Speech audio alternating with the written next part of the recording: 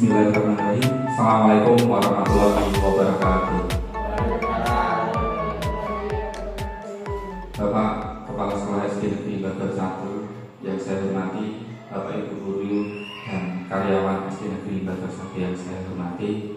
Pertama-tama marilah kita panjatkan puji syukur kehadirat Allah SWT karena berkat limpahan taufik dan hidayahnya kita dapat berkumpul di ruangan ini.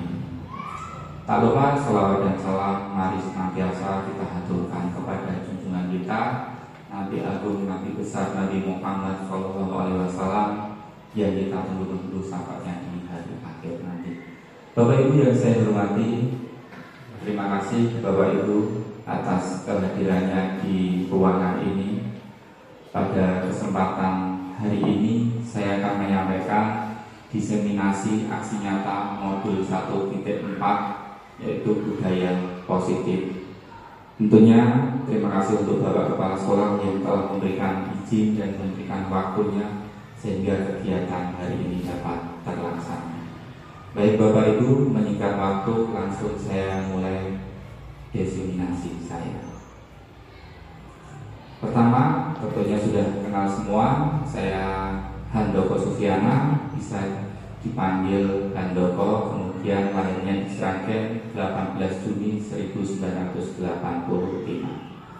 Di SD Bagor 1 saya mengajar kelas 6. Nanti pada saat berinteraksi pada kegiatan hari ini, Bapak Ibu bisa hadir seutuhnya. Kemudian HP-nya di mode getar, kunci silent. Apabila nanti ada kepentingan mau ke kamar mandi atau keluar kita silahkan nanti. Kemudian apabila nanti ada hal-hal yang penting atau kira-kira bermanfaat, boleh nanti dibuat catatan. Topik untuk budaya positif hari ini nanti saya akan menyampaikan yang pertama, disiplin positif dan nilai-nilai kebajikan universal. Kemudian ada teori motivasi, hukuman dan penghargaan serta restitusi. Kemudian ada keyakinan kelas, kebutuhan dasar manusia, posisi kontrol guru dan segala restitusi. Dari topik-topik tersebut yang akan saya sampaikan hari ini. Sebelum lanjut ke materi, saya akan sampaikan breakout untuk materi pada hari ini.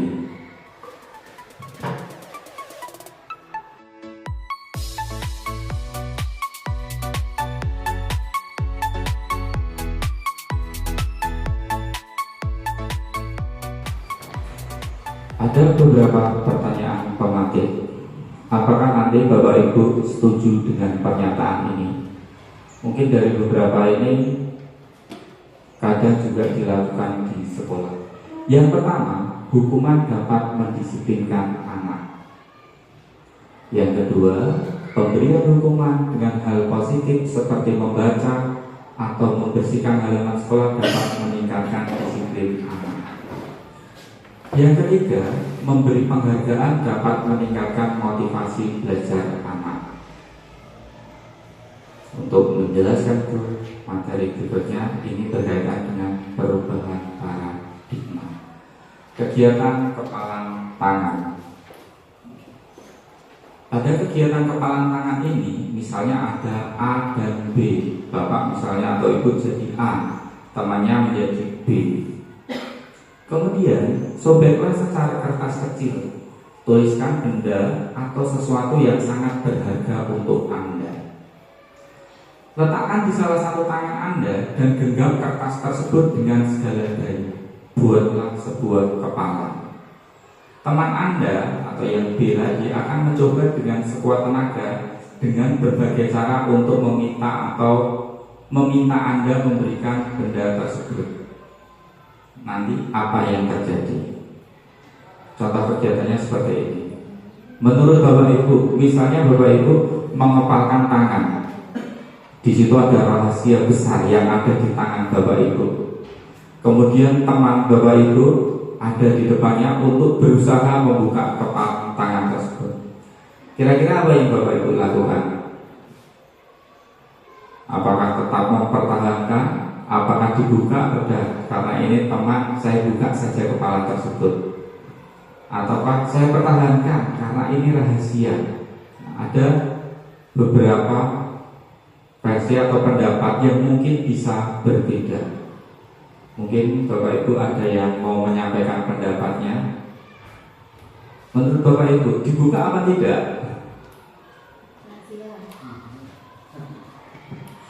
Oke, kalau saya tidak akan saya buka, soalnya itu adalah sebuah rahasia saya yang harus saya pertahankan.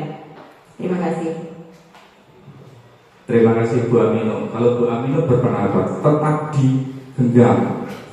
Nah, kalau yang minta buka bestine, bagaimana? Bestinya minta buka Bu, tak jajak ya. Apakah kata dipertahankan atau mungkin ada Bapak Ibu guru yang lain yang berbeda pendapat?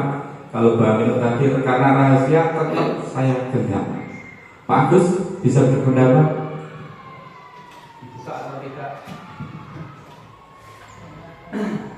Tetap dipertahankan. Terima kasih untuk Pak Agus. Sama dengan Bu Amino, tetap dipertahankan. Iya, bisa saja tetap dipertahankan. Berarti dari kegiatan kepalan tangan tersebut kita bisa mengibaratkan bahwa itu nanti kita sendiri yang memiliki apa ya? Memiliki keinginan, sekeinginan saya mau saya buka atau tidak itu tergantung diri sendiri. Kalau tadi misalnya berkaitan dengan suatu rahasia yang betul-betul harus dirahasiakan, maka betul-betul digenggam walaupun nanti disuruh membuka. Kalau dibuka ya tidak masalah, itu kan diri kita yang mengontrol. Itu berkaitan dengan kegiatan kepala tangan. Berikutnya ada perubahan paradigma tentang ilusi kontrol. Ada beberapa contoh, misalnya berkaitan dengan ilusi guru mengontrol murid. Jadi guru untuk mengontrol murid itu bisa memberikan suatu ilusi atau contoh-contoh sehingga nanti murid dapat dikontrol dengan baik. Yang kedua, bisa ilusi bahwa kritik dan membuat orang merasa bersalah dapat menguatkan karakter. Kemudian yang ketiga ada ilusi bahwa semua penguatan positif, efektif, dan bermanfaat. Yang keempat, ilusi bahwa orang dewasa memiliki hak untuk memaksa. Biasanya yang terakhir ini di rumah atau mungkin di sekolah, kita cenderung, beberapa orang cenderung memaksa untuk mengendalikan hak tadi. Misalnya anak di rumah tidak harus belajar, tidak boleh dan seterusnya. Maka itu yang terakhir itu biasanya memiliki hak untuk memaksa. Begitu juga untuk di sekolah, untuk anak-anak rajin, tertib dan seterusnya. Terkadang ada beberapa bapak ibu guru yang ada di situ untuk memaksa anak. Berikutnya ada perubahan paradigma, stimulus respon teori kontrol. Siapa sesungguhnya yang memiliki kontrol tersebut? Apakah stimulus responnya, kemudian ada teori kontrolnya. Yang pertama, misalnya kita mencoba mengubah orang agar berpandangan sama dengan kita. Walaupun yang pertama ini secara teori sulit mengontrol orang lain karena pikirannya, pandangnya bisa berbeda. Tapi teori kontrolnya itu kita berusaha memahami pandangan orang lain tentang dunia. Kalau teori kontrolnya itu kita harus memahami karena sudut pandangnya setiap orang bisa berbeda. Kemudian stimulus respon berikutnya ada perilaku buruk dilihat sebagai suatu kesalahan. Sebagian orang itu menganggap perilaku buruk itu salah.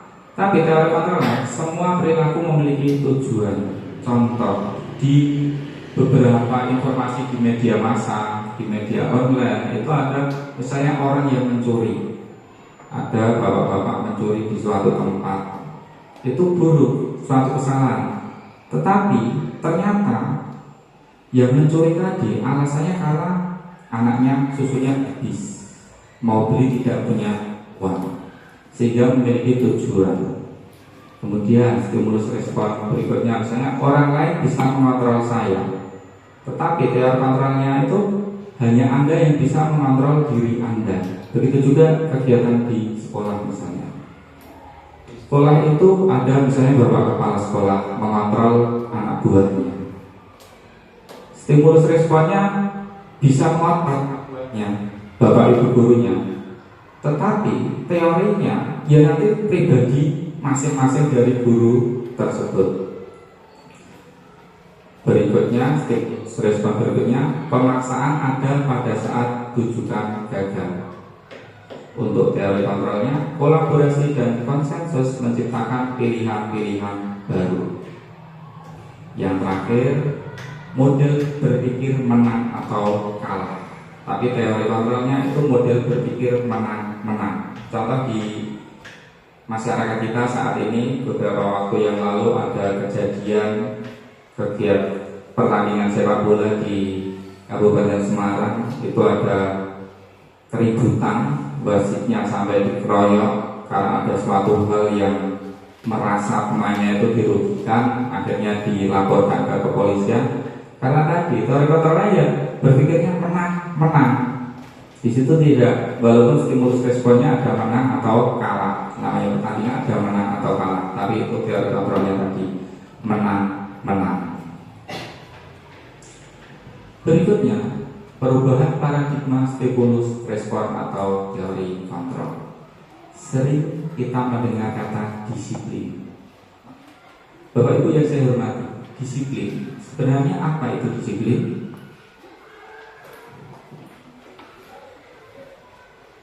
Makna disiplin itu sebenarnya berasal dari bahasa Latin, disiplin yang artinya belajar.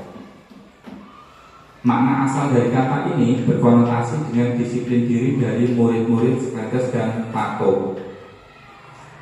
Disiplin diri membuat orang menggali potensinya menuju sebuah tujuan apa yang dia hargai.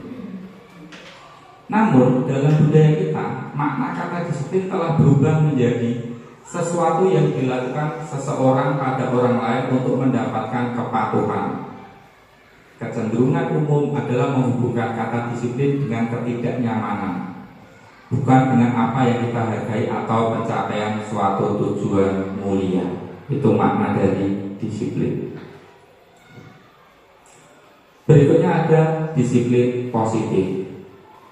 Disiplin positif merupakan salah satu cara penerapan disiplin yang bertujuan untuk menumbuhkan kesadaran serta memberdayakan peserta didik tanpa imbalan penghargaan atau reward, ancaman atau hukuman. Di depan tadi disampaikan di awal tadi, misalnya dengan menghukum anak dan seterusnya. Tapi itu kalau yang disiplin positif itu tanpa ancaman, kemudian tanpa hukuman, tanpa penghargaan atau reward, saya memberikan hadiah dan seterusnya.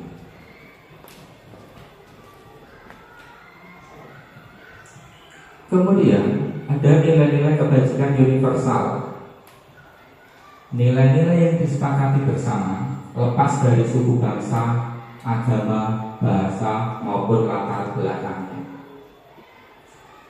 Setiap perilaku atau perbuatan memiliki suatu tujuan.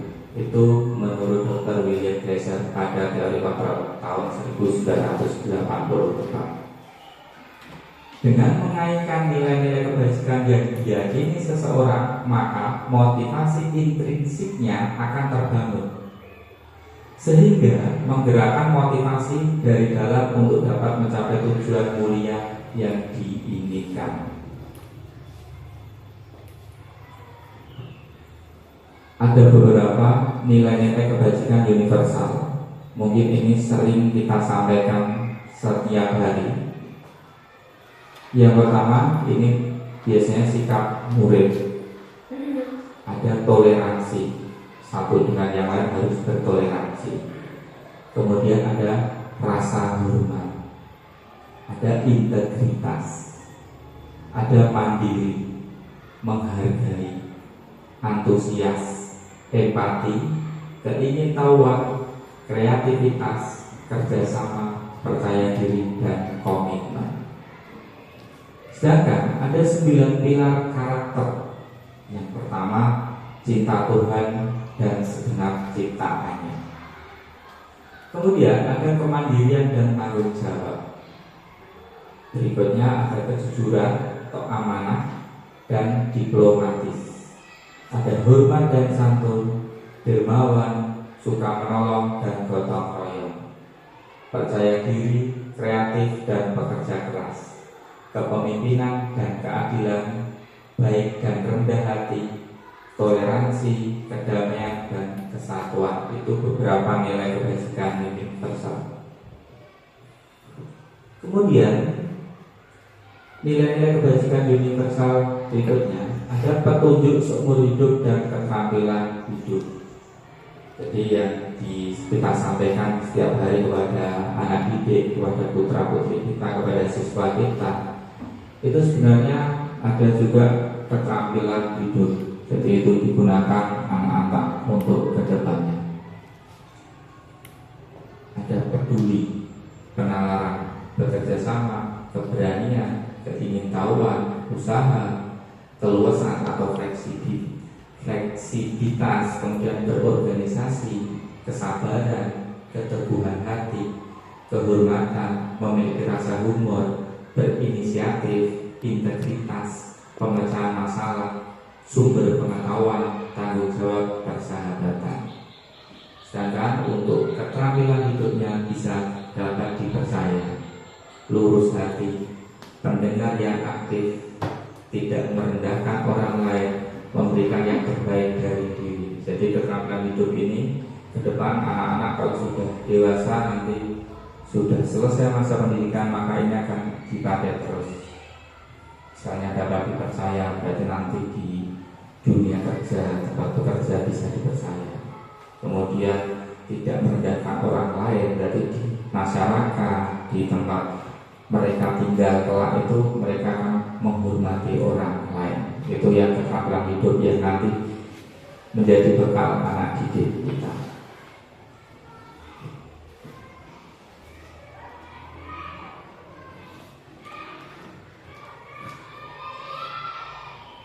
Kemudian masih ada beberapa nilai-nilai kebajikan universal yang lain.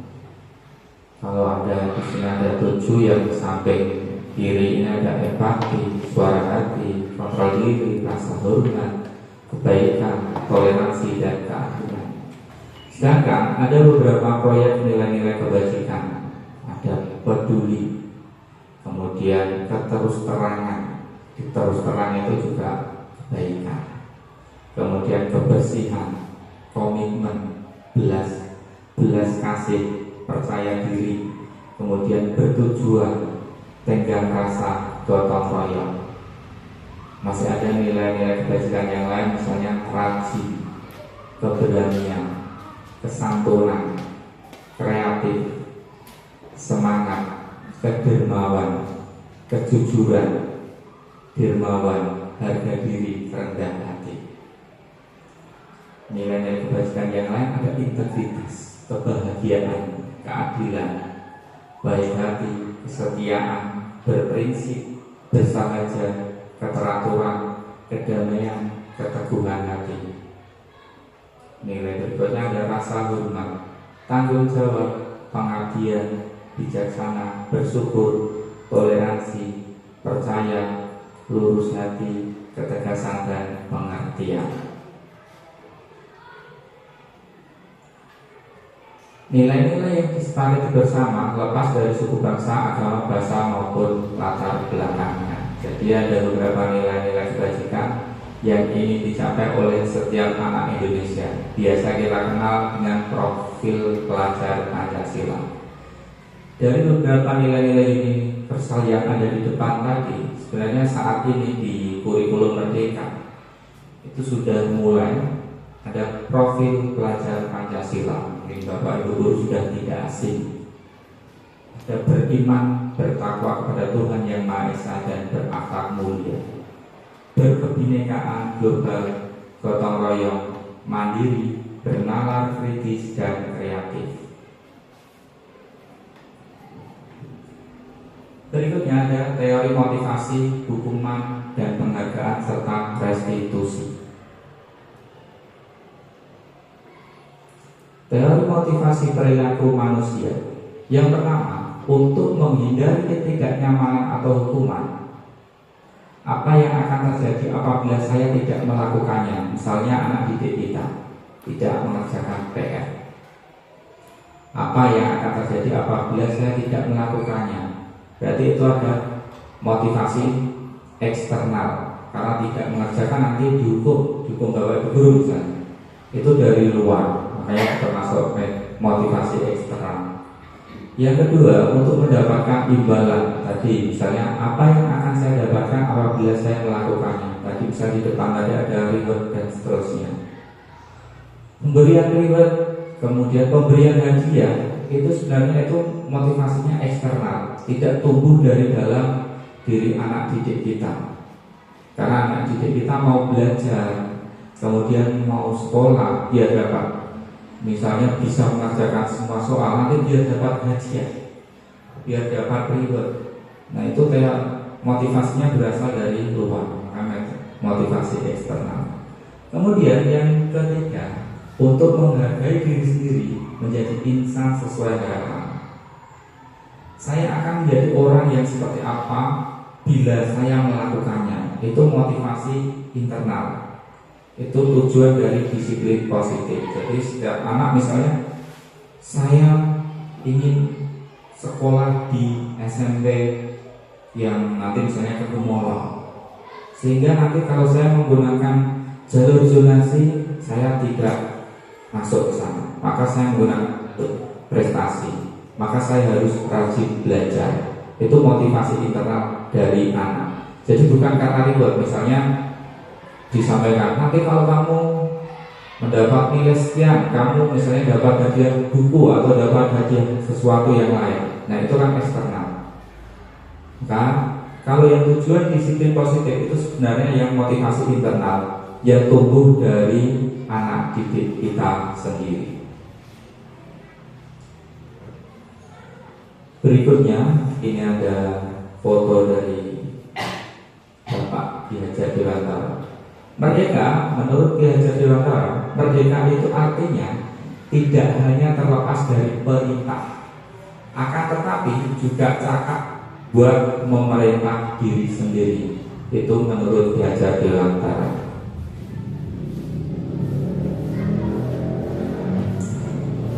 Berikutnya dihukum oleh penghargaan, bahwa penghargaan berlaku sama dengan hukuman. Dalam arti meminta atau membujuk seseorang melakukan sesuatu untuk memenuhi suatu tujuan tertentu dari orang yang meminta atau membujuk. Dorongannya eksternal dan akan ada faktor ketergantungan. Dampak dari pemberian penghargaan. Jadi yang penghargaan tadi itu motivasi eksternal. Nah di situ ternyata ada yang berpendapat bahwa penghargaan itu berlaku sama dengan hukuman. Anak karena motivasinya dari eksternal, dari luar, maka melakukan sesuatu itu karena tadi misalnya hukuman ini biar dihargai, mendapat penghargaan. Berarti itu ada yang berpendapat bahwa itu sama dengan hukuman. Pengaruhnya jangka pendek dan jangka panjang. Jangka pendeknya biar dapat nilai 100, nanti saya dapat hadiah, ya belajar. Jangka panjangnya itu bisa nanti ketergantungan, melakukan sesuatu tidak ada hadiah, tidak ada imbalan, sehingga nanti jangka panjangnya anak ya sudah ada hadiahnya, tidak ada sesuatu, udahlah. Kemudian penghargaan menghukum, ya tadi karena tadi hukuman tadi. Penghargaan mengurangi ketepatan, penghargaan tidak efektif, penghargaan merusak hubungan, misalnya kerjasama, diskusi kelompok. Karena di situ bersama-sama nanti biar dapat nilai 100. Kemudian pada saat sudah tidak diskusi kelompok, akhirnya sudah dengan teman yang tadi kelompok, bermainnya sudah tidak bersama, sudah tidak kelompok ini, maka tadi kalau sudah bermain biasa tidak berkaitan dengan pembelajaran, tidak mau bermain karena tidak mendapat penghargaan. Berikutnya, penghargaan menurunkan kualitas. Karena misalnya anak tadi mau mendapatkan nilai itu karena penghargaan, bukan karena diri pribadi dari anak tersebut. Kalau tadi motivasinya internal, itu dari diri sendiri, maka kualitasnya sama. Misalnya mau ikut lomba tingkat kecamatan, nanti biar juara maju ke kabupaten. Setelah itu nanti dapat piagam untuk mendaftar ke SMP melalui jalur zonasi, jalur prestasi misalnya. Tapi di saat nanti tidak ada penghargaan seperti itu lagi, maka saat melakukan sesuatu yang nanti kualitasnya akan turun, akan berbeda. Walaupun tapi penghargaan, tapi ada yang belum dapat ya sama saja dengan hukuman. Kemudian penghargaan mematikan kreativitas. Karena tadi anak mendapatkan penghargaan, akhirnya kreatif membuat sesuatu karena nanti mau mendapatkan penghargaan. Tetapi pada saat di rumah, karena tidak ada penghargaan misalnya, disuruh membuat sesuatu di rumah oleh orang tuanya, tidak ada penghargaan yang masih dari ayah dan ibu, akhirnya ya kreativitasnya berkurang karena tadi sudah ketergantungan dengan penghargaan tadi. Kemudian penghargaan mengurangi motivasi intrinsik. Karena penghargaan tersebut itu dari ekstrinsi, dari luar, akhirnya motivasi dirinya berkurang. Bisa kita lihat anak didik kita misalnya di sekolah. Pada saat kita menyampaikan, Bapak Ibu guru menyampaikan ke anak didik kita untuk melakukan sesuatu yang nanti diberi penghargaan. Saat di rumah bisa saja nanti berbeda. Terkadang itu ada orang tua juga yang menyampaikan, Pak, kalau di rumah itu diberitahu oleh saya agak sulit nih Pak, nanti tolong saat di sekolah nanti diingatkan atau diberitahu. Nah itu karena di sekolah tadi ada motivasi eksternal tadi. Jadi anak melakukan sesuatu itu karena motivasi intrinsik, bukan karena motivasi intrinsik, sehingga itu tidak terbawa anak. Saat di rumah bisa saja berbeda. Ada beberapa bentuk program kebajikan apresiasi. Dalam memberikan apresiasi atau pengakuan perlu diingat beberapa hal. Yang pertama, beri pengakuan secara khusus. Kemudian beri pengakuan secara pribadi. Berikutnya, beri pengakuan kepada semua murid atau bergantian. Ada beri pengakuan secara konsisten. Yang terakhir, fokus pada proses. Dari beberapa apresiasi atau pengakuan tersebut, jadi bisa kita lakukan agar nanti anak bisa melakukan suatu nilai kebaikan itu secara konsisten terus menerus. Ada beberapa contoh pengakuan atau apresiasi kebajikan. Misalnya ada pembuka di sini. Kemarin saya perhatikan nilai kebajikannya, rasa empatimu besar sekali. Situasinya pada saat menolong murid baru di kelas kita, itu bisa dilakukan. Kemudian saya menghargai kepedulianmu pada saat kamu membantu teman-temanmu di tugas kelompok. Ada lagi contoh yang lain, saya terima kasih untuk rasa tanggung jawabmu pada saat kamu memungut kertas-kertas yang berserakan di lantai. Itu beberapa contoh pengakuan atau apresiasi kebajikan. Coba sekarang Bapak Ibu ada di depan ini. Ayo tentukan hukuman atau konsekuensi. Ini ada tindakan guru, ada beberapa tindakan guru. Nanti apakah ini termasuk hukuman atau konsekuensi? Monggo Bapak Ibu. Yang pertama, mencatat 100 kali di dalam buku kalimat. Saya tidak akan terlambat lagi karena terlambat ke sekolah. Jadi di situ mencatat 100 kali karena itu terlambat. Menurut Bapak Ibu, yang pertama hukuman atau konsekuensi? Monggo silakan berpendapat. Bisa hukuman atau konsekuensi menurut Bapak Ibu?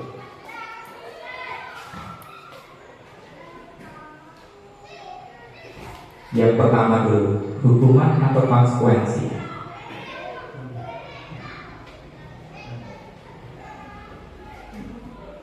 Hukuman atau konsekuensi? hukuman. Nah, yang pertama hukuman, nanti kita lihat di akhir. Kemudian yang kedua, lari mengelilingi lapangan basket 2 kali karena terlambat hadir di sekolah. Hukuman apa konsekuensi? Hukuman lagi, ya nanti kita lihat di akhir. Murid diminta untuk push up 15 kali karena tidak menggunakan masker ke sekolah. Hukuman apa konsekuensi? Hukuman lagi, ya. Menggantikan kertas tugas teman yang telah dicoret-coret.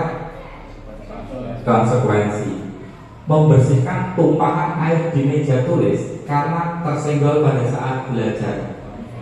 Konsekuensi. Murid disuruh untuk tidak mengenakan sepatu seharian di sekolah karena tidak mengenakan sepatu hitam. Hukuman lagi, ya nanti kita lihat.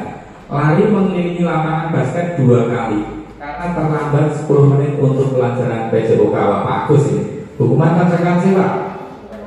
Konsekuensi kalau Pak Agus. Oke, nanti kita lihat. Nah itu Bapak Ibu. Jadi yang pertama hukuman, yang kedua hukuman, kemudian menggantikan kertas tugas masuk konsekuensi, membersihkan tumpahan konsekuensi, murid disuruh untuk tidak mengenakan sepatu hukuman, yang terakhir tadi betul Pak Agus konsekuensi. Guru PJOK cepat karena berhubungan dengan PJOK konsekuensi. Oke, ini Bapak Ibu tadi sudah bisa menjawab di depan. Sekarang kita lihat perbedaan hukuman dan konsekuensi. Hukuman itu sesuatu yang menyakitkan, harus terjadi. Sedangkan konsekuensi itu sesuatu yang harus terjadi. Hukuman membuat anak sakit fisik maupun hati untuk jangka waktu yang lama. Jadi hati-hati dalam menghukum anak didik kita. Mungkin Bapak Ibu guru pernah masa kecil dihukum, ingat dulu pernah dipukul dengan dilempar penghapus, dipukul penggaris dan terus mungkin masih teringat sampai sekarang. Kalau konsekuensi itu membuat anak merasa tidak nyaman dalam jangka waktu pendek. Kalau yang konsekuensi hanya jangkanya pendek, tapi yang hukuman waktunya lama. Pasti Bapak Ibu masih ingat pas sekolah dihukum apa dulu? Saya tidak ingat, disuruh membersihkan kamar mandi atau apa harus saya pas. Kemungkinan masih ingat kalau itu masuk hukuman. Kemudian anak membenci kedisiplinan yang hukuman. Yang konsekuensi anak akan menghargai disiplin. Contoh tadi menumpahkan air misalnya tadi, karena konsekuensinya harus membersihkan. Nah itu akhirnya anak menghargai itu. Yang hukuman itu sifatnya paksaan, mau tidak mau ya udah harus mau. Tetapi yang konsekuensi itu stimulus. Ada stimulus kemudian ditanggap, ada tanggapan. Contoh tadi yang air tumpah tadi, mutasi tumpah juga ambil lagi bersihkan. Kemudian yang hukuman mendorong anak menyakiti diri sendiri. Yang konsekuensi mendorong anak agar mudah menyesuaikan diri. Kemudian yang hukuman itu konsep diri yang buruk. Yang konsekuensi itu konsep diri yang baik. Kemudian anak belajar untuk menyembunyikan kesalahan. Konsekuensinya anak belajar untuk mematuhi peraturan. Hukuman itu saya marah, kemudian membuat nanti anak ada rasa bersalah, dipermalukan, merasa tak dihargai. Kalau konsekuensi itu kehilangan hak, dibuat tidak nyaman, diasingkan untuk sementara. Itu perbedaan hukuman dan konsekuensi. Berikutnya ada pengertian restitusi. Apa itu restitusi? Restitusi adalah proses menciptakan kondisi bagi murid untuk memperbaiki kesalahan mereka, sehingga mereka bisa kembali pada kelompok mereka dengan karakter yang lebih kuat. Restitusi juga merupakan proses kolaboratif yang mengajarkan murid untuk mencari solusi untuk masalah mereka dan membantu murid berpikir tentang orang seperti apa yang mereka ingin menjadi tujuan dari tersebut dan bagaimana mereka harus memperlakukan orang lain. Pendapat dosen tahun 2004. Konsep disiplin. Di sini nanti ada identitas gagal dan identitas sukses. secara teori yang identitas gagal itu hukuman itu masuk identitas gagal. Karena hukuman itu sesuatu yang menyakitkan. Tapi yang identitas suksesnya itu disiplin. Ada konsekuensi dan restitusi. Konsekuensinya sesuatu yang harus terjadi yang di depan tadi, kemudian restitusinya merupakan pilihan. Hukuman tidak nyaman untuk murid tapi dalam jangka panjang, konsekuensinya tidak nyaman untuk murid atau anak jangka waktu pendek. Restitusinya menguatkan untuk murid atau anak dalam jangka waktu panjang. Berikutnya, hukuman itu korban atau mendapat keadilan, yang konsekuensinya korban bisa diabaikan. Restitusi, korban mendapatkan ganti. Yang hukuman, anak akan tersakiti, tapi yang konsekuensi anak dibuat tidak nyaman. Yang restitusi, anak mendapatkan penguatan. Yang hukuman, perilaku pasif agresif meningkat. Konsekuensinya penguatan hanya bertahan dalam jangka waktu pendek. Restitusinya masalah terpecahkan. Kemudian sistem tidak akan berjalan bila murid tidak takut. Itu hukuman. Konsekuensinya memerlukan monitoring dan supervisi terus-menerus dari guru. Untuk restitusi, murid belajar bertanggung jawab untuk perilakunya. Kemudian berlaku hanya pada sebuah institusi, tidak berlanjut pada kehidupan nyata. Konsekuensinya membantu penerapan mengikuti peraturan dalam masyarakat. Restitusinya fokus pada pemecahan masalah dalam jangka waktu panjang. Kemudian hukuman lagi itu peraturannya adalah kamu harus. Identitas suksesnya yang konsekuensi, apa peraturannya, mampukah kamu melakukannya, terima kasih. Yang restitusi, apa yang kamu yakini, apa yang bisa kamu lakukan untuk memperbaiki masalah ini. Kemudian yang terakhir itu murid atau anak membenci peraturan. Kemudian yang konsekuensinya itu netral, yang konsekuensi murid atau anak menghormati peraturan. Yang restitusi berarti itu yang positif. Murid atau anak menghormati dirinya dan orang lain. Ini merupakan konsep disiplin. Ciri-ciri restitusi. Yang pertama, bukan untuk menebus kesalahan, namun untuk belajar dari kesalahan. Yang kedua, memperbaiki hubungan. Yang ketiga, tawaran, bukan paksaan. Yang keempat, restitusi menuntut anak melihat ke dalam diri. Yang kelima, restitusi mencari kebutuhan dasar yang mendasari tindakan. Yang keenam, restitusi diri adalah cara yang paling baik. Yang ketujuh, restitusi fokus pada karakter bukan tindakan. Yang kedelapan, restitusi fokus pada solusi. Yang kesembilan, restitusi mengembalikan murid yang berbuat salah pada kelompoknya. Itu ciri-ciri restitusi. Berikutnya keyakinan kelas. Mengapa tidak peraturan saja? Mengapa harus keyakinan kelas? Oke, kita lihat penjelasan. Untuk mendukung motivasi intrinsik, kembali ke nilai-nilai atau keyakinan-keyakinan lebih menggerakkan seseorang dibandingkan mengikuti serangkaian peraturan-peraturan. Itu yang keyakinan kelas. Jadi yang keyakinan kelas itu disepakati bersama. Kalau yang peraturan itu sudah ada, misalnya peraturan di sekolah masuk jam 7 atau 7.15, sudah ada itu peraturan. Tetapi beda dengan keyakinan kelas. Nih, jadi budaya positif, kemudian nanti bisa lingkungan positif, keyakinan kelas itu akhirnya menjadi peraturan kelas. Jadi dari peraturan kelas tadi berkembang menjadi keyakinan kelas. Setelah peraturan kelas dibuat, maka keyakinan kelas yang diyakini anak-anak tadi akan menimbulkan lingkungan yang positif. Lingkungan yang positif tadi akhirnya berkembang menjadi budaya positif untuk anak didik kita. Menurut Bapak Ibu yang di depan ini, manakah yang keyakinan kelas? Yang warna hijau atau yang putih? Misalnya yang hijau itu dari TK Dharma Wanita Persatuan. Kesepakatan kelas, datang tepat waktu, mengucapkan salam, menjaga kebersihan sekolah, berdoa sebelum dan sesudah kegiatan, aktif dalam pembelajaran, kemudian tertib. Sedangkan yang sampai kanan itu kesepakatan kelas juga. Kami guru dan murid yang saling menyayangi, kami murid yang semangat belajar, kami murid yang peduli dengan teman-teman.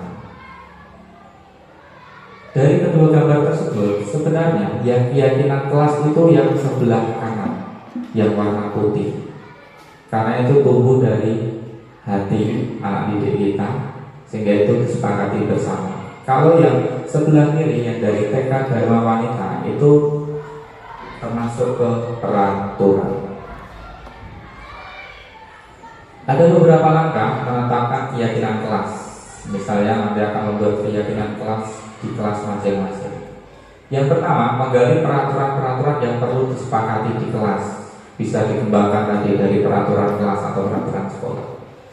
Kemudian, mengubah peraturan yang sudah dibuat dengan kalimat positif. Kemudian, menyarikan peraturan-peraturan yang sudah dibuat menjadi nilai-nilai kebajikan atau keyakinan. Kemudian, kegiatan pendalaman keyakinan kelas tampak seperti atau tidak tampak seperti. Berikutnya, kegiatan pendalaman keyakinan kelas, tugas saya dan tugas kamu. Ini contoh dari penetapan keyakinan kelas. Dari contoh di depan, bisa kita lihat apakah semua kalimatnya sudah positif. Misal yang pertama, tidak boleh memanggil nama orang tua. Biasanya anak-anak di sekolah itu memanggil temannya dengan nama orang tua.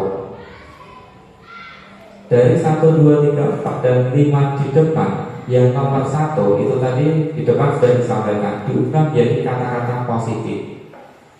Berarti contoh penetapan keyakinan kelas di depan itu yang nomor 1 harusnya diubah menjadi kalimat positif. Jadi itu sudah terwakili di nomor 2. Memanggil teman dengan nama aslinya atau nama temannya. Jadi tidak dengan nama orang tua. Jadi yang tidaknya itu bisa dihilangkan. Ada beberapa contoh nilai kebajikan. Yang pertama, selalu kembalikan buku ke tempatnya. Berarti keyakinan kelasnya tanggung jawab.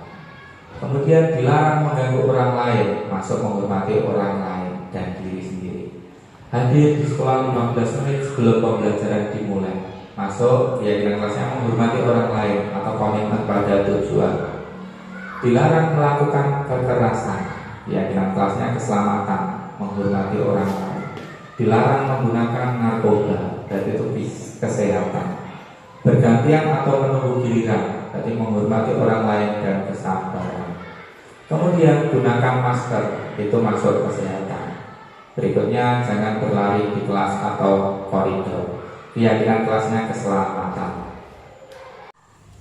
Berikutnya, kebutuhan dasar manusia. Ini sebenarnya kebutuhan dasar manusia Bapak Ibu. Selain anak-anak, kita juga sama kebutuhan dasar kita. Tentunya ada kasih sayang dan rasa diterima, ada penguasaan, kesenangan, kebebasan, dan tentunya bertahan hidup. Mari saya akan sampaikan satu-satu dari kelima tersebut. Yang pertama, kebutuhan untuk bertahan hidup. Itu kebutuhan ini meliputi kebutuhan akan makanan, air, tempat tinggal, pakaian, dan keamanan. Kemudian, kebutuhan kasih sayang dan rasa diterima. Kebutuhan ini meliputi kebutuhan akan rasa cinta, kasih sayang, penerimaan, dan hubungan sosial. Berikutnya, kebutuhan kebebasan. Kebutuhan ini meliputi kebutuhan akan otonomi, pilihan, dan kontrol atas kehidupan sendiri. Kemudian ada kebutuhan kesenangan. Kebutuhan ini meliputi kebutuhan akan pengalaman yang menyenangkan dan memuaskan. Maka di beberapa sekolah itu setiap tahun ada kegiatan study tour dan seterusnya. Maka itu karena anak juga membutuhkan kesenangan. Kemudian ada kebutuhan penguasaan atau power. Kebutuhan ini meliputi kebutuhan akan rasa berdaya, mampu dan berpengaruh. Kebutuhan-kebutuhan ini bersifat universal, artinya itu berlaku untuk semua orang tanpa memandang usia, gender, ras atau latar belakang. Menurut Glaser itu menyatakan bahwa kapasitas untuk berubah ada di dalam diri kita. Jika kita dapat mengidentifikasi kebutuhan apa yang mendorong perilaku kita, maka perubahan perilaku positif dapat dimulai dengan mencari solusi atau untuk memenuhi kebutuhan tertentu dengan cara positif.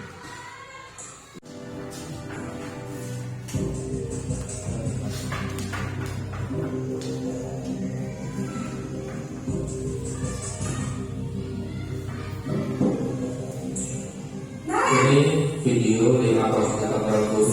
Dari video tersebut nanti kita tahu sebenarnya setiap kali kita menggunakan proses kontrol yang silakan Bapak Ibu perhatikan. Yang pertama itu posisi kontrol dan hukum. Apa coba? Alasan kamu apa lagi? Kapan sih kamu tidak terlambat? Malas sekali ya kamu jadi anak. Saya Dasar pemalas. Gak kapok-kapok sih kamu. Sudah berapa kali terlambat? Sana, kamu keliling lapangan basket 2 kali. kenapa saya harus keliling lapangan basket, Bu? Kenapa? Kamu melawan ibu. Berani-beraninya jawab. Sudah terlambat, masih berani jawab pula. Sekarang, keliling lapangan basket 5 kali sekalian. Biar kapok. Cepat. Pergi sana ke lapangan basket.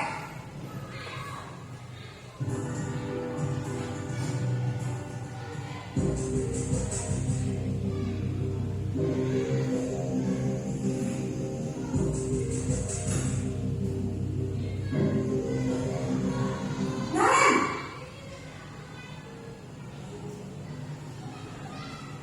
Selamat pagi, Bu. Naren. Kamu kenapa terlambat lagi, nak? Ya Tuhan, Naren. Kamu senang ya bikin ibu susah ya? Kalau kamu terlambat lagi, nanti ibu yang ditegur bapak kepala sekolah, nak. Disangka ibu tidak bisa membina kamu. Duh, gimana ini? Maaf, Bu. Duh, sih Naren. Kamu suka ya kalau ibu ditegur bapak kepala sekolah? Terus, sekarang ibu harus tulis apa yang di buku absen? Ini kamu sudah sering terlambat loh. Ibu harus apa coba? Maaf, Bu. Maaf sekali. Ya sudah, lain kali jangan bikin ibu susah lagi ya nak ya. Ibu tidak akan kuat lagi kalau kamu begini terus. Bisa jantungan kalau ibu tegur bapak kepala sekolah. Sana cepat, kelas. Maaf ya, Bu. Maaf sekali. Posisi pembuat rasa bersalah berbicara dengan nada tenang.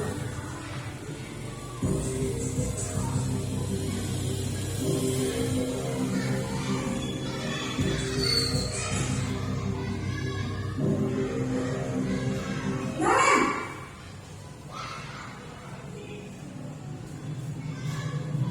Selamat pagi, Bu. wah sudah jam berapa ini nak? Terlambat lagi ya sayang. Iya, Bu. Habis ibu saya lupa bangunkan saya, Bu. Kamu malah menyalahkan ibu kamu. Kamu bukan anak yang larinya paling kencang. Kok terlambat sih? Iya, Bu. Saya memang terlambat bangun tadi.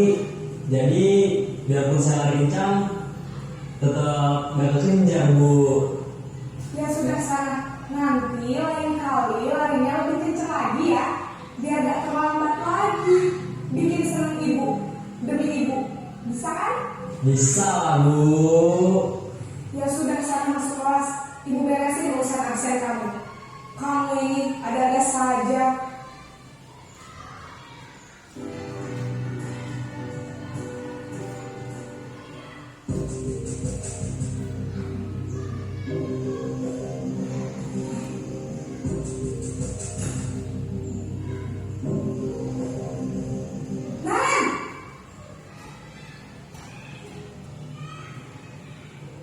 Selamat pagi Bu. Nah, Ren, apa peraturan sekolah kita tentang jam berapa kita harus masuk sekolah, nak? Kita harus di sekolah jam 7 Bu. Iya, betul. Sekarang sudah jam 7.20. Ren sudah tahu konsekuensinya jika terlambat hadir? Paham Bu, saya harus tinggal kelas pas jam istirahat selama 20 menit. Iya, benar. Konsekuensinya demikian. Jadi nanti jam 9.30 pas istirahat, kamu harus tinggal di kelas, kerjakan tugas tambahan untuk ketertinggalan kamu, ya? Baik Bu.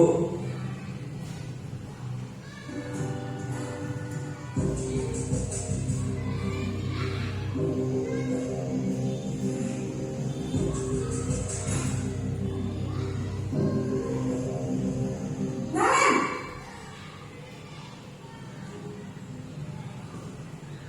Selamat pagi Bu. Selamat pagi, Ren. Maaf Bu, saya terlambat. Iya, sekolah masuknya jam 7, sekarang sudah jam 7.20. Jadi sekarang bagaimana ini, Ren? Maaf Bu, saya lupa start alarm saya semalam. Baiklah, menurut kamu, keyakinan sekolah yang mana yang perlu kamu tingkatkan? Menghargai diri sendiri dan orang lain mungkin ya Bu. Setuju. Jadi, apakah Ren meyakini prinsip saling menghormati tersebut? Iya Bu, saya meyakininya. Apakah Ren bersedia memperbaiki masalah keterlambatan ini? Bersedia Bu. Bagaimana kamu akan memperbaiki masalah keterlambatan ini? Saya akan coba untuk tidak lupa menyetel alarm saya Bu. Baik, kalau Ren menyetel alarm di rumah, ada orang yang kira-kira bisa bantu mengingatkan tidak? Ada Bu, kakak saya, Kak Emma. Ada lagi selain Kak Emma? Selain Kak Emma, ada ibu saya. Baik, jadi yang mengingatkan Ren adalah Kak Emma dan ibu kamu, ya?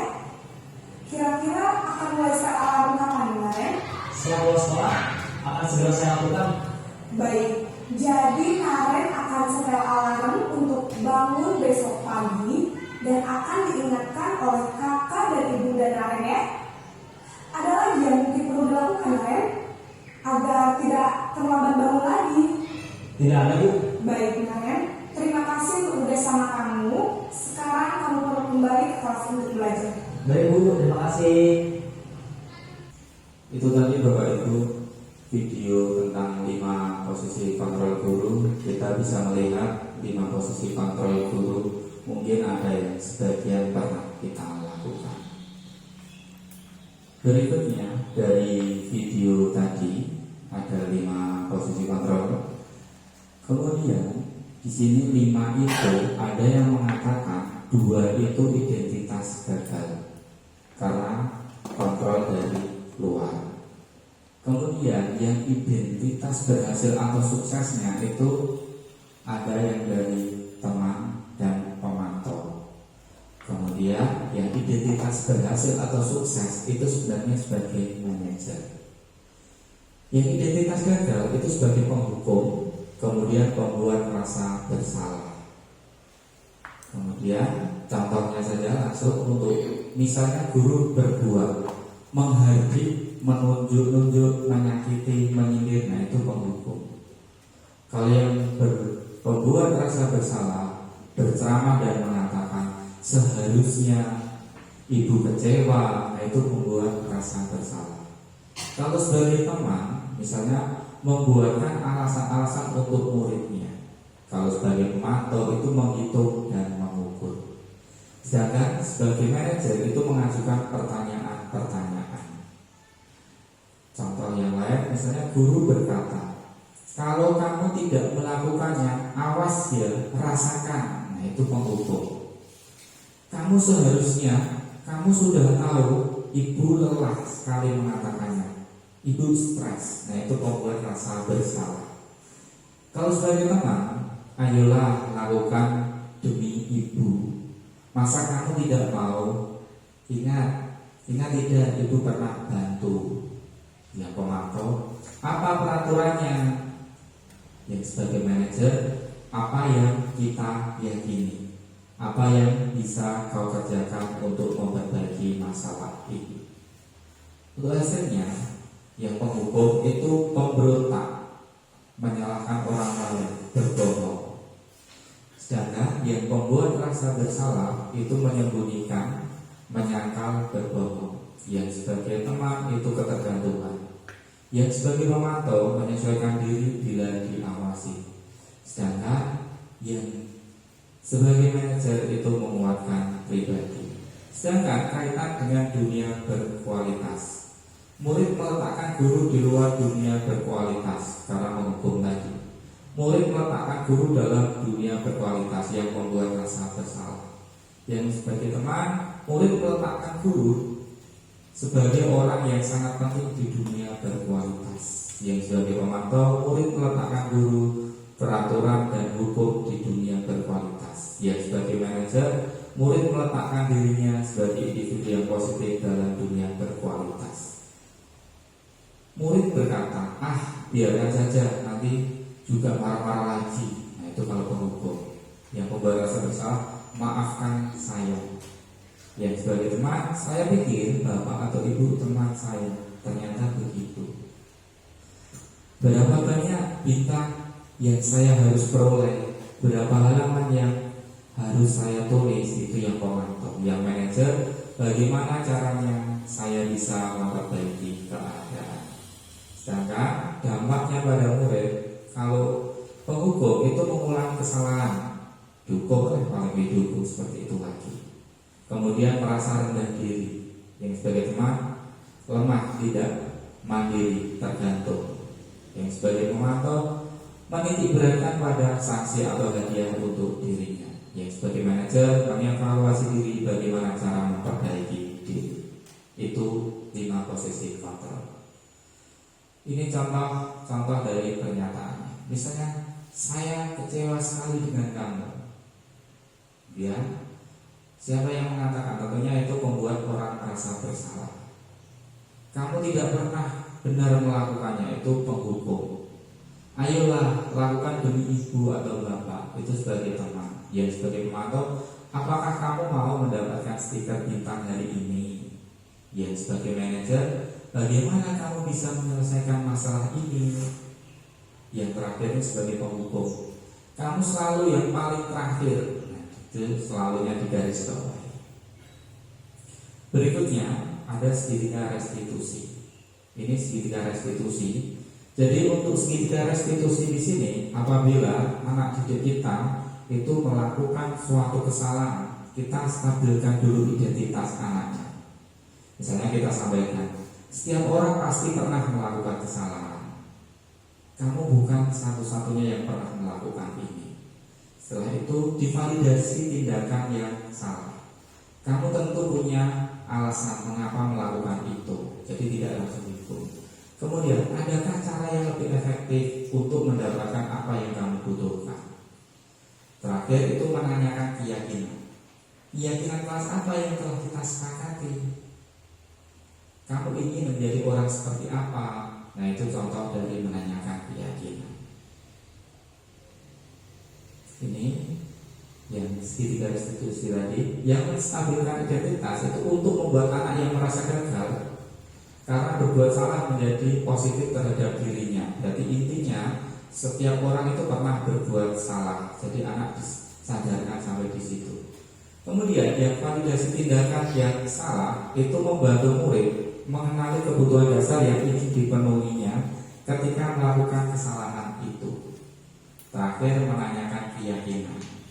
Anak melihat kesalahannya dihubungkan dengan norma sosial dan nilai-nilai yang mendasari manusia berinteraksi dengan orang lain. Ini contoh penerapan segitiga restitusi yang kemarin saya terapkan di sekolah.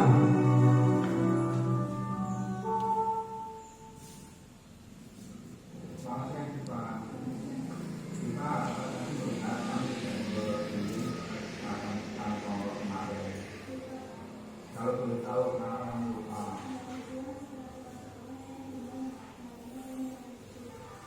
Kita wajar setiap orang pernah lupa, Bapak juga pernah lupa. Manusia tidak ada yang sempurna. Bapak di sini bisa mencari kesalahan, tetapi fokus memperbaiki kesalahan ini. Bermain dengan teman seru ya.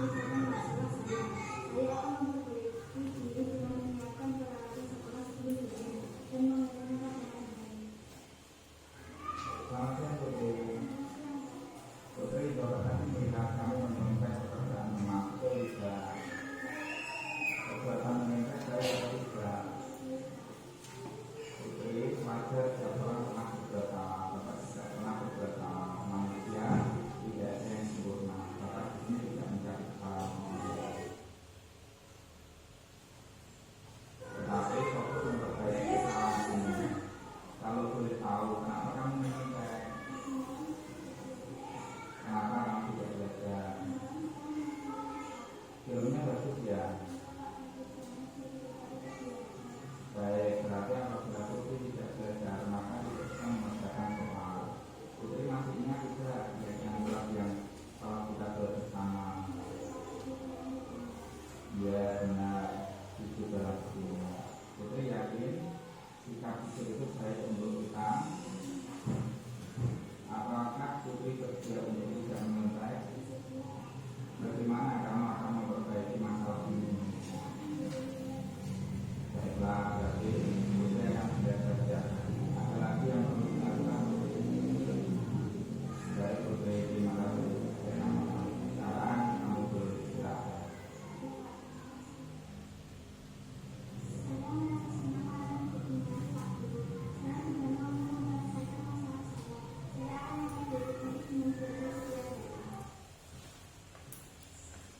Ya, itu tadi contoh penerapan segitiga restitusi yang kemarin sudah saya laksanakan. Berikutnya ini disiplin positif, teori kontrol atau teori pilihan menurut Dr. William Glasser. Yang pertama, Anda tidak bisa mengontrol orang lain, hanya Anda yang bisa mengontrol diri Anda. Seperti di depan tadi mengepalkan tangan tadi. Makna disiplin di sini belajar kontrol diri dengan menggali potensi kita agar tercapai tujuan mulia, yaitu sesuatu menjadi seseorang yang kita inginkan berdasarkan nilai-nilai yang kita hargai. Kemudian semua perilaku memiliki tujuan, itu teori motivasi. Motivasinya apa? Tentunya ada tujuan.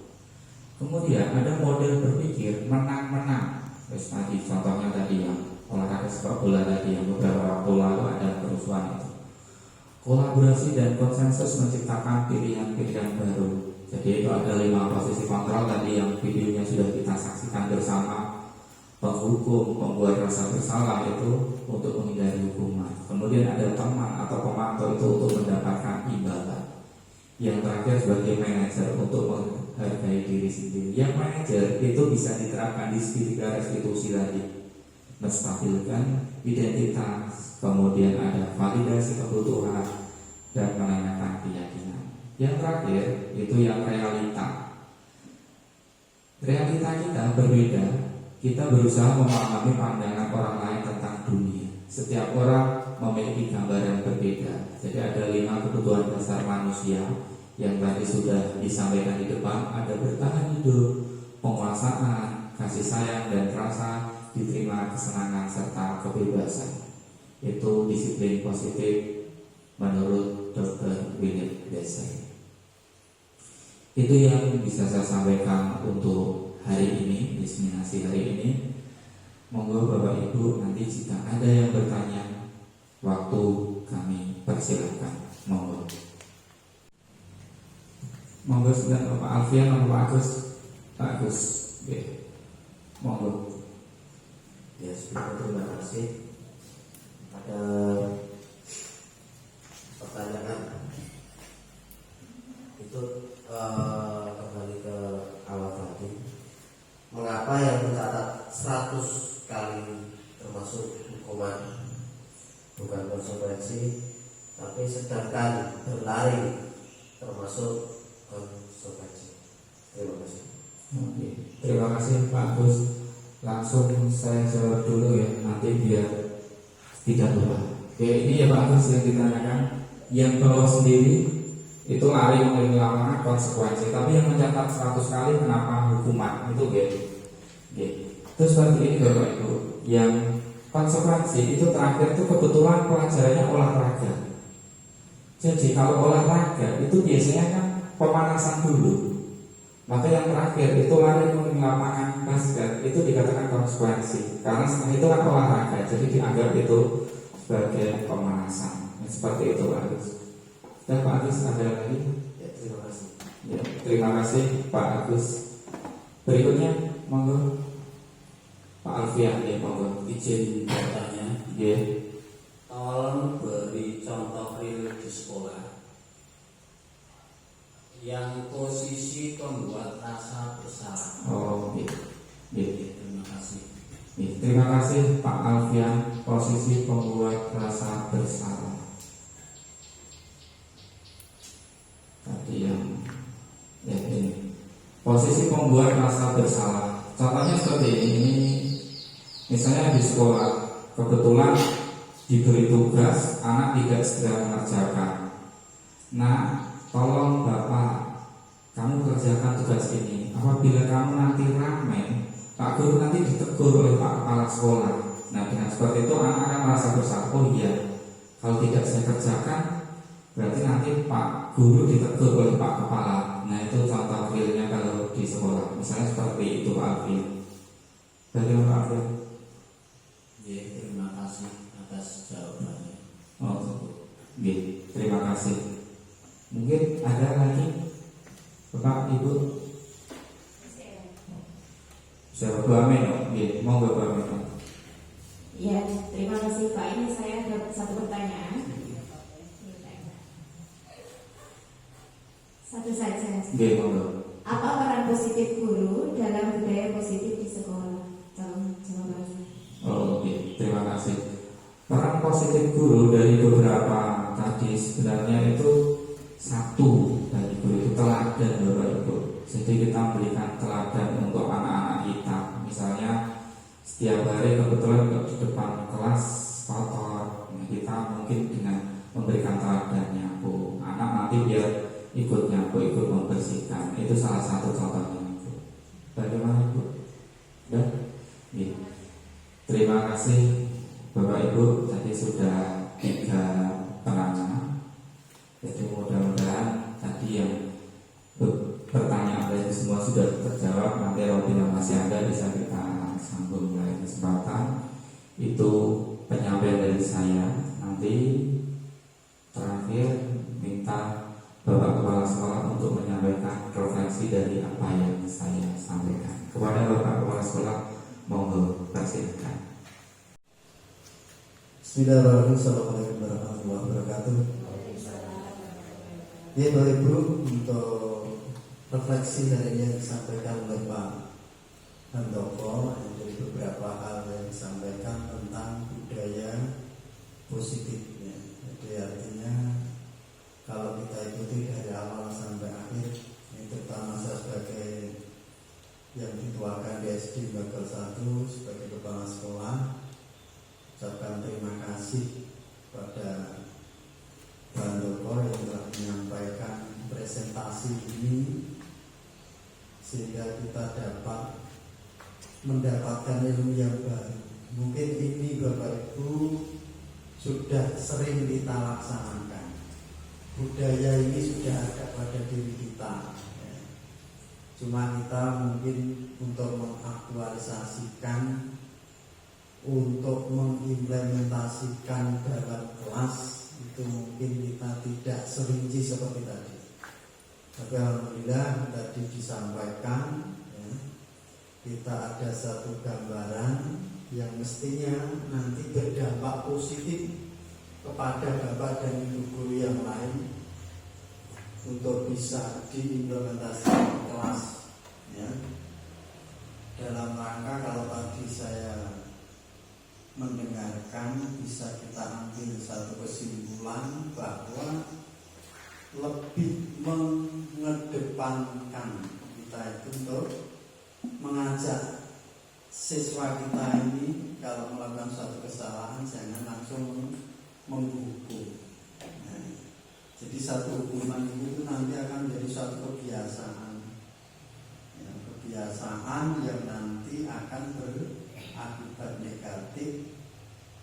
Paling seperti itu. Kalau kan Bapak dan Ibu guru sering menghukum, ketika datang ke kelas, nah paling orang hukum, paling nanti kan dikasih tugas kan begitu. Sehingga Bapak Ibu tadi satu pembelajaran yang baik untuk budaya positif, maka jangan sampai kita mengedepankan aturan ya, tapi sering kita sampaikan tentang kesepakatan kita. Kalau antara Bapak dan Ibu guru dan siswa itu sepakat, berarti tidak ada yang akan melanggar aturan. Kesepakatan itu intinya adalah satu aturan. Oke? Ya, terima kasih. Saya tadi mengapresiasikan sekali banyak yang kita dapatkan dari Pak Handoko tadi dalam kegiatan presentasi untuk menyampaikan budaya positif tadi. Mudah-mudahan bisa kita praktekkan dalam keseharian kita di SD Bagor 1 ini. Harapan ke depan kita nanti akan meningkatkan hasil belajar yang lebih baik. Sukses untuk Pak Handoko dalam mengikuti calon guru penggerak ini dalam proses guru penggerak. Terima kasih. Itu yang bisa disampaikan. Assalamualaikum warahmatullahi wabarakatuh. Terima kasih Bapak Kepala Sekolah yang sudah menyampaikan refleksi dari paparan diseminasi yang tadi saya sampaikan. Akhirnya saya ucapkan terima kasih Bapak Ibu yang telah mengikuti presentasi ini sampai selesai, dan terima kasih atas waktunya. Mudah-mudahan yang saya sampaikan tadi bermanfaat. Apabila tadi yang saya sampaikan ada kekurangan, saya pribadi mohon maaf. Terima kasih. Assalamualaikum warahmatullahi wabarakatuh.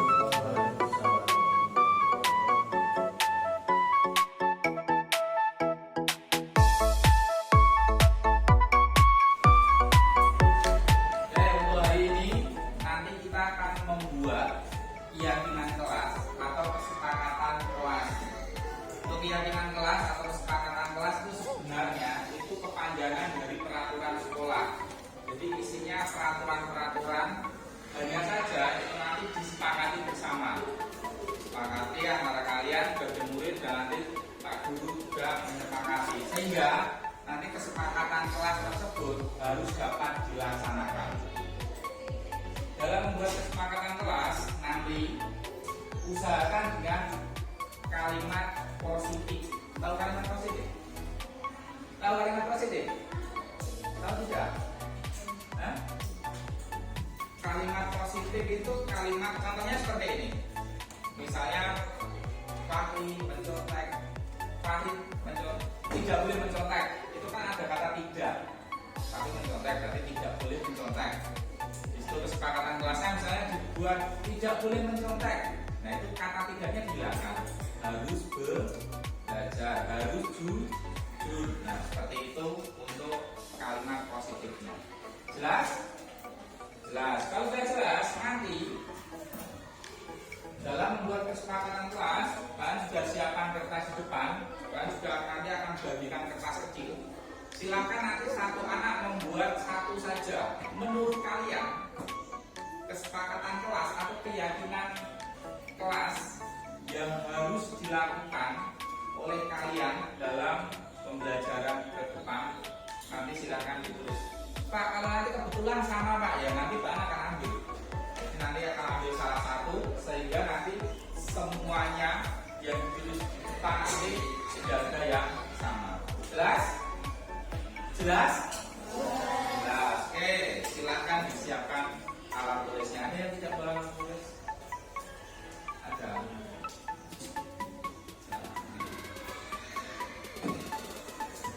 Silakan sama-sama nanti satu-satu nanti ditulis wajibnya kita.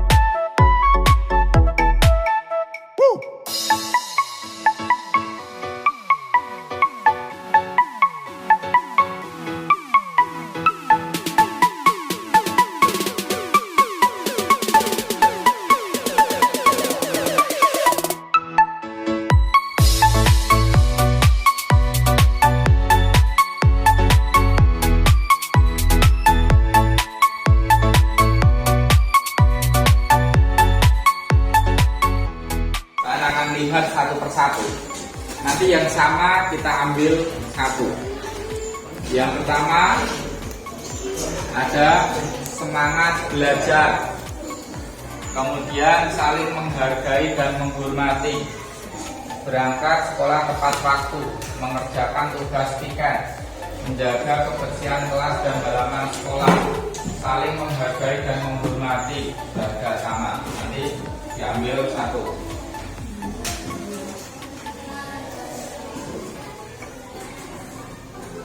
Saling menghormati dan menghargai kerja yang sama. Pak ambil satu yang bawah. Dan musyawarah belum ada, tambah lagi. Yang ini sudah ada. Kemudian meningkatkan disiplin belum ada. Menjaga kebersihan kelas dan halaman sekolah sama dengan atasnya, Pak ambil satu. Kemudian menjaga sopan santun belum ada. Menjaga kerapian belum ada. Menaati tata tertib sekolah belum ada. Menjaga sopan santun kesana. Kemudian menjaga sopan santun lagi sama. Berikutnya membudayakan membaca, ini juga sama. Masih ada beberapa di depannya ada yang sama lagi. Yang di depan masih ada yang sama enggak? Menjaga kerapian. Masih ada yang sama di depan. Banyak kan baca satu persatu. Nanti kalau sama diingatkan ya. Semangat belajar.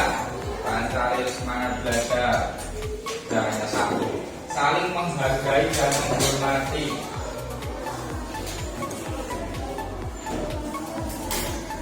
Kemudian berangkat sekolah tepat waktu.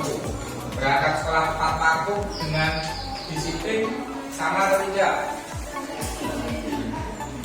Berangkat sekolah tepat waktu dengan disiplin sama atau tidak? Meningkatkan disiplin sama.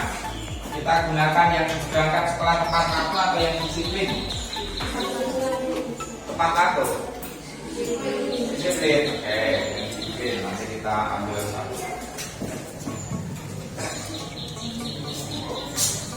Meningkatkan disiplin dari berangkat sekolah tepat waktu diambil. Kemudian mengerjakan tugas piket, menjaga kelas.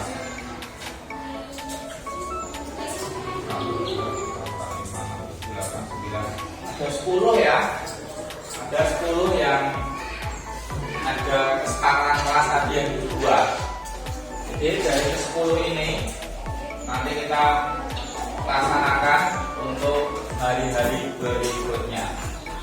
Sudah sepakat semua dari 10 ini? Sudah? Siapa yang belum sepakat? Ya, oke, kalau sudah, terima kasih. Nanti dari kesepakatan kelas tersebut kita sepakati bersama. Nanti Pak buat di sini kesepakatan kelas. Setelah itu nanti kalian tanda tangani kesepakatan kelas 6. Jelas? Jelas. Oke, kalau sudah jelas, nanti kesepakatan kelas tersebut tolong betul-betul dilaksanakan. Nah, itu untuk pembuatan kesepakatan kelas hari ini. Mudah-mudahan dengan kesepakatan kelas tersebut nanti dapat meningkatkan kualitas pembelajaran di kelas 6. Terima kasih. Kita lanjutkan untuk penandatanganan kesepakatan kelas.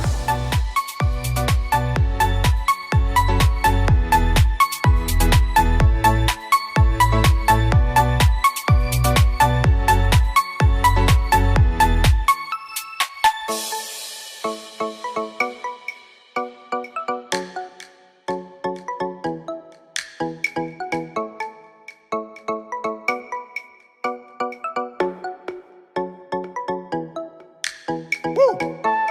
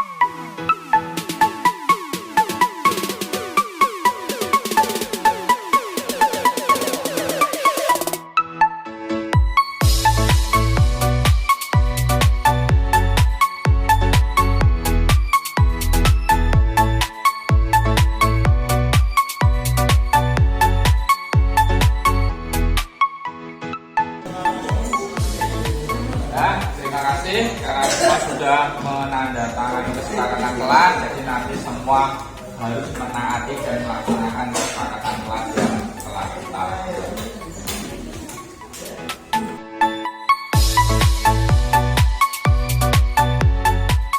Assalamualaikum warahmatullahi wabarakatuh. Perkenalkan, nama saya Muhammad Fahri Al-Qadir. Assalamualaikum warahmatullahi wabarakatuh. Perkenalkan, nama saya Khairul Cerita. Assalamualaikum warahmatullahi wabarakatuh. Perkenalkan, nama saya Muhammad Suci Sepuluh Badrudin.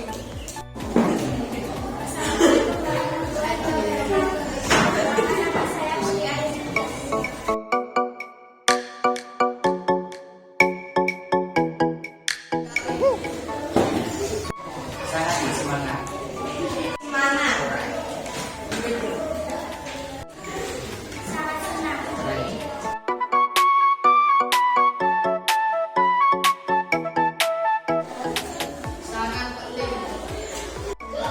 Sangat penting. Sangat penting.